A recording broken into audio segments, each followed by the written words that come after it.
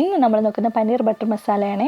അതിലേക്ക് ഒരു പാൻ എടുത്തിട്ട് കുറച്ച് വെളിച്ചെണ്ണ ഒഴിക്കുക, 1/2 സ്പൂൺ ജീരകം ഇട്ട് കൊടുക്കുക, ചെറിയ ജീരകമാണ്. അതിട്ട് കൊടുത്തിട്ട് 2 സവാള ചെറിയായിട്ട് അരിഞ്ഞത്, ചെറിയ സവാള ഞാൻ ഇവിടെ എടുത്തത്, പിന്നെ 2 അല്ലി വെളുത്തുള്ളി, ഒരു ചെറിയ കഷ്ണം ഇഞ്ചി, ഇത് 3 ഇട്ടിട്ട് നല്ലപോലെ വഴറ്റിയെടുക്കുക.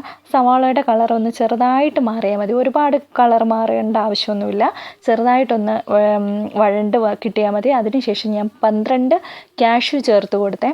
കാഷ്യൂ ചേർക്കുമ്പോൾ ഈ കറിക്ക് ഒരു കൊഴുപ്പൊക്കെ കിട്ടും, അതിന് വേണ്ടിയിട്ടാണ്. പിന്നെ ഒരു 1/2 സ്പൂൺ മഞ്ഞൾപ്പൊടി, 2 സ്പൂൺ മുളക് പൊടി, 1 സ്പൂൺ മല്ലിപ്പൊടി ചേർത്തിട്ട് നല്ലപോലെ ഇളക്കി കൊടുക്കണേ. അപ്പം കളറ് അതിൻ്റെ ഒരു പച്ചച്ചവയൊക്കെ പൊടിയൊക്കെ ഇട്ട് അതിൻ്റെ പച്ചച്ചവയൊക്കെ മാറാനായിട്ട് നമ്മളൊന്ന് ഇളക്കി കൊടുത്തിട്ട് ഒരു ചെറിയ കഷ്ണം ഒരു ചെറിയ തക്കാളി എടുത്തിട്ട് ചോപ്പ് ചെയ്തത് ഇതിലോട്ട് ഇട്ട് കൊടുക്കുന്നത്. അപ്പം നല്ല അതിൻ്റെ പൊടിയൊന്നും അടുക്കി പിടിക്കുകയും കരിയൊന്നുമില്ല. അപ്പം നല്ലൊരു ഒരു പുളിരസമൊക്കെ കിട്ടുകയും ചെയ്യും, ചെറിയൊരു പുളിരസമൊക്കെ കിട്ടുകയും ചെയ്യും. അപ്പോൾ അതൊന്ന് ഇളക്കി കൊടുത്തിട്ട് ഫ്ലെയിം ഓഫ് ചെയ്തിട്ട് മിക്സിയിൽ നല്ല വെണ്ണ പോലെ അരച്ചെടുക്കണം. കുറച്ച് ചൂടുവെള്ളം ഒഴിച്ച് വേണേൽ അരച്ചെടുക്കാനായിട്ട്. എന്നിട്ട് നമ്മൾ ഇതിലേക്ക് ആഡ് ചെയ്യേണ്ടത് ചൂടുവെള്ളം, ഒരിക്കലും തണുത്ത വെള്ളം ആഡ് ചെയ്യില്ല. അപ്പോഴേ ചൂടുവെള്ളം ആഡ് ചെയ്ത് ഇതൊന്ന് ലൂസാക്കി എടുക്കണം. ഈ കൺസിസ്റ്റൻസി നല്ല തിക്കായിട്ടുള്ളതാണ്. അപ്പോൾ അതൊന്ന് ചെറിയ ഒരു ലൂസാക്കി കൊടുക്കുക, ഇളക്കി കൊടുത്താൽ മതി. എന്നിട്ട് നമ്മുടെ പരുവം നോക്കിയിട്ട് അതിലേക്ക് കുറച്ച് ഉപ്പ് ഇട്ട് കൊടുക്കണം. ഉപ്പിട്ടതിന് ശേഷം അതൊന്ന് തിളയ്ക്കാനായിട്ട് അവിടെ വെക്കണം. അതിന് ശേഷം മല്ലിയില, പിന്നെ കസ്തൂരി മേത്തി ഇട്ട് കൊടുക്കണം. വേറൊരു പാൻ എടുത്തിട്ട് കുറച്ച് ബട്ടർ ഇട്ട് കൊടുക്കണം. ബട്ടർ ഇട്ടിട്ട് ഞാൻ ഇവിടെ പനീറിൻ്റെ ക്യൂബാണ് എടുത്തത്, അപ്പോൾ അതങ്ങോട്ട് ഇട്ട് കൊടുക്കണം. ജസ്റ്റ് ഒരു ഷാലോ ഫ്രൈ ചെയ്താൽ മതി, അതിൻ്റെ കളറൊന്നും മാറേണ്ട ആവശ്യമില്ല.